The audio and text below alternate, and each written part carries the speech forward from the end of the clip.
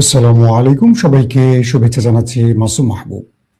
ইরানকে চারদিক থেকে ঘিরে ফেলতে মার্কিন আধুনিক ওয়ারশিপ, সাবমেরিন এবং নিউক্লিয়ার মিসাইলগুলো এগিয়ে আসছে। আবার পাশাপাশি কাতারে ছুটে গেছে রাশিয়া, বেলারুশ, চীন এগিয়ে আসছে ইরানের পাশে। গত 24 ঘন্টায় চীন ইরানকে অসাধারণ কিছু জিনিস পৌঁছে দিয়েছে। বিভিন্ন সূত্র বলছে